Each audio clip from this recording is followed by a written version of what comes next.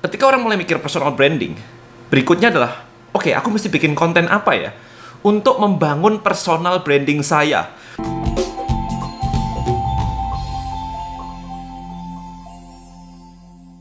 Oke, jadi kita mau bahas tentang personal branding, oke? Jadi barusan saya posting di Instagram saya tentang personal branding. Jadi banyak yang tahu nggak sih personal branding itu apa? Dan banyak yang bilang bahwa, ya tahu sih personal branding kan ya supaya orang kenal kita, supaya orang percaya sama kita, supaya orang beli sama kita, gitu kan?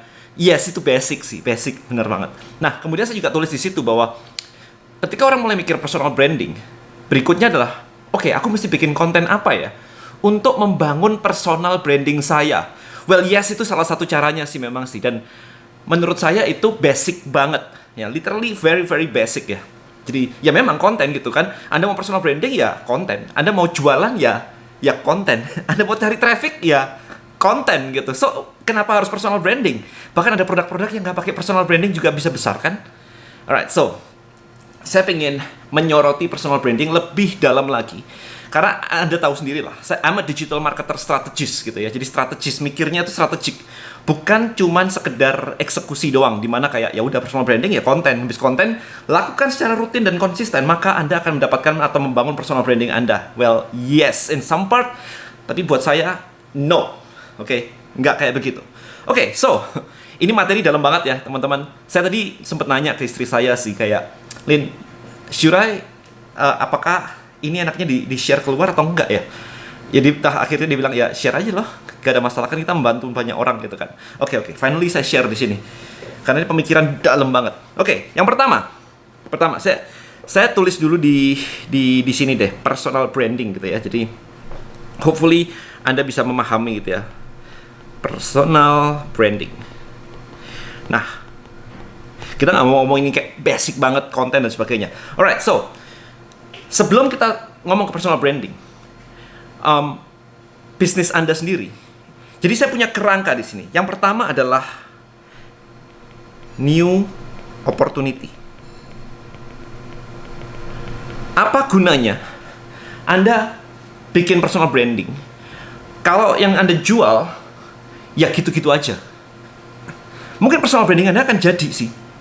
Well, ya, ini orang yang menjalankan ini, menjalankan itu, punya barang ini, punya barang itu. Well, yes, itu akan jadi sih. Tapi nggak bisa lompat banget ke atas banget. Anda mau yang very strong, very powerful. Jadi bisnis Anda sendiri harus menawarkan sesuatu yang disebut dengan new opportunity. Kalau Anda belum tahu new opportunity, I think saya punya videonya deh, somewhere di sini deh. Video saya tentang new opportunity. Coba cek deh. I think semoga my team bisa nemuin ya. Itu udah agak lama gitu. New opportunity. Apa sih new opportunity? New opportunity adalah sesuatu yang benar-benar baru, yang I think kita nggak bisa compare itu dengan yang lain gitu. Kayak I think Steve Jobs is one of the best gitu, salah satu orang yang terbaik untuk memunculkan new opportunity ini ketika dia memunculkan iPhone dulu iPod lah pertama kali ya di 2001 ya. iPod dulu orang harus pakai CD-ROM.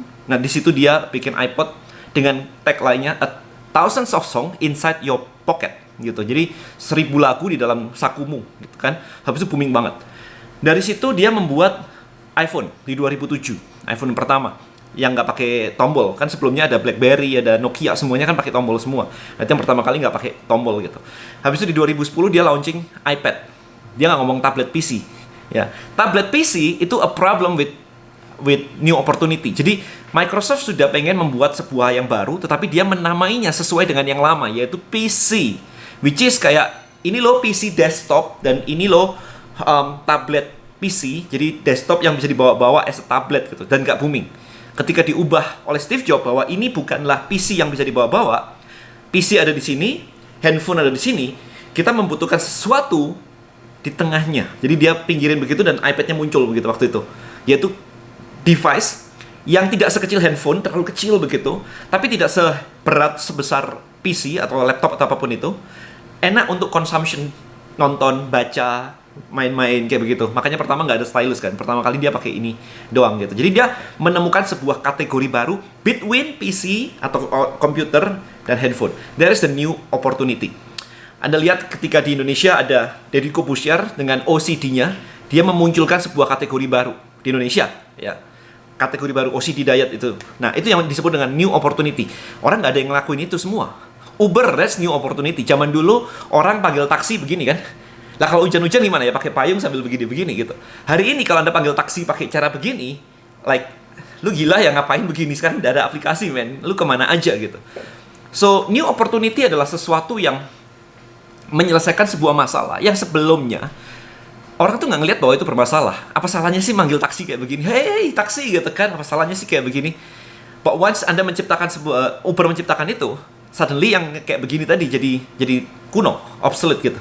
Nah, jadi itulah yang disebut dengan new opportunity. So, what's your opportunity? Yang pertama. Oke. Kedua, itu disebut point of view, story. Kenapa sih ini harus muncul? Kenapa ini harus muncul? What is the story gitu? Steve Jobs tadi udah tahu ya, point of view-nya dia bahwa ada PC, ada smartphone, dia tarik, ini muncul di tengah gitu. Jadi that is the story. Oke. Nah, yang saya pakai di Tribelio adalah sama, Tribe Commerce. Oh, Tribe Wars sih. Dari mana Tribe Wars? Tribe Commerce gitu. So, Tribe Commerce adalah sesuatu yang baru gitu ya. Habis orang itu jualan offline, habis itu jualan online, e-commerce, pakai website. Orang harus bangun website dan sebagainya, sampai ada Shopify, ada macam-macam, ada BigCommerce, ada Magento, ya. Jadi tools untuk bikin website itu muncul di era itu. Nextnya adalah marketplace gitu ya. Di Indonesia ada Tokopedia, Bukalapak, Shopee, whatever gitu kan. Memudahkan orang, bahkan nggak perlu bikin website, langsung tinggal upload barangnya aja dan udah jualan gitu. But the problem kemarin yang saya bilang di Tribe Commerce adalah, the problem dengan marketplace adalah barang Anda bisa dilihat dalam satu halaman dengan kompetitor Anda semua dan diurutkan berdasarkan harga termurah. Ini mempercepat price war gitu. Ini mempercepat perang harga. Jadi what next nih? Nah, maka dari itu nextnya adalah dengan membuat sebuah namanya Tribe Commerce, membuat sebuah komunitas Anda sendiri di mana Anda berjualan di situ sendiri, nggak pakai kompetitor. Ya ada sih kompetitor di platform, Anda pakai WA juga orang lain pakai WA, tetap aja ada. Tetapi bukan sesuatu yang ditampilkan di satu halaman, diurutkan berdasarkan harga termurah. Itu nggak ada. Di WA nggak ada, di Facebook Group juga nggak ada. Selain marketplace itu nggak ada cara kayak begitu gitu kan. Jadi itu mengurangi yang namanya perang harga. So that's the next one. Ya Anda tonton videonya tentang Tribe Commerce, Anda tonton sendiri ya. Jadi ada sebuah story yang di-create. Kenapa sih new opportunity ini jadi sesuatu yang harus dipertimbangkan gitu. Nah ini panjang sih kalau ngomongin tentang ini agak panjang juga sih, karena bisa saja point of view Anda dalam masa sekarang gitu. Anda menciptakan sesuatu yang buat untuk hari ini gitu. Ini a bit offense guys. Sebenarnya ini materi DM Elite soalnya. Saya berusaha nge-press dalam sebuah video singkat kayak begini gitu kan. Kalau Anda punya ide sesuatu yang baru, bukan sesuatu yang bisa Anda jual hari ini, orang juga udah beli barang itu di tempat lain kan. Orang nggak harus beli barang Anda, ada barang lain di tempat lain gitu. Nggak akan bisa kayak lompat banget. Tapi kalau Anda menciptakan sesuatu yang futuristik banget, kayak misalkan sekarang ada taksi terbang gitu misalkan, maybe in the next few year, beberapa tahun ke depan mungkin ada taksi terbang gitu. Tapi kalau hari ini Anda bilang sekarang taksi terbang gitu, kayak what gitu, kayak emang bisa ya?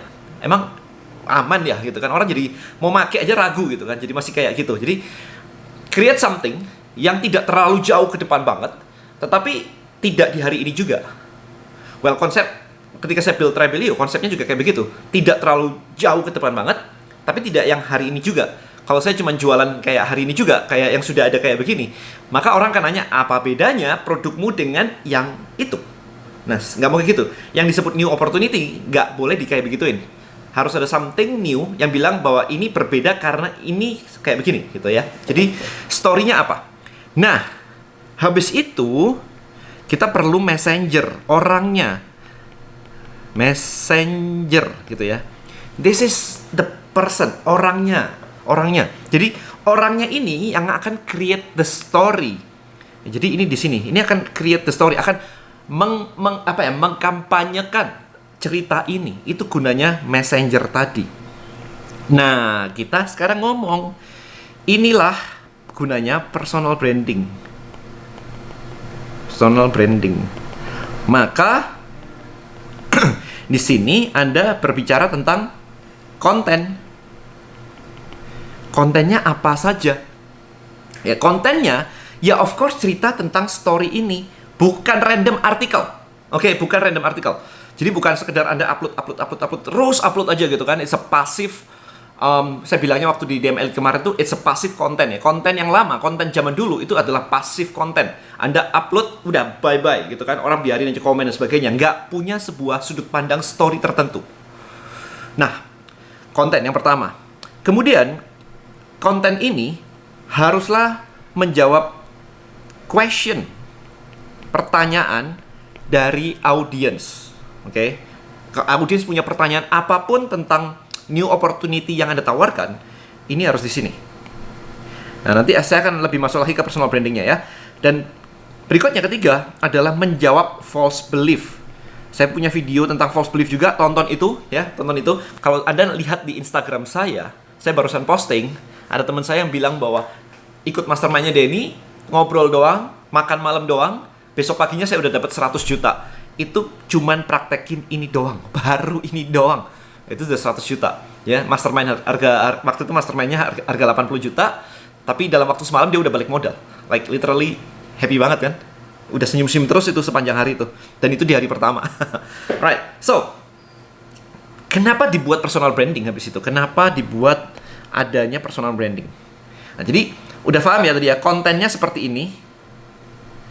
Nah, kemudian as a personal branding itself, kenapa gitu ya? Why? Karena teman-teman di sini, untuk membuat ini jadi si messenger ini perlu melakukan yang namanya movement. Oke? Movement. Apa sih movement itu? Bergerak menuju ke new opportunity yang ditawarkan. Macam-macam. Bisa saja movement tuh kayak gini loh.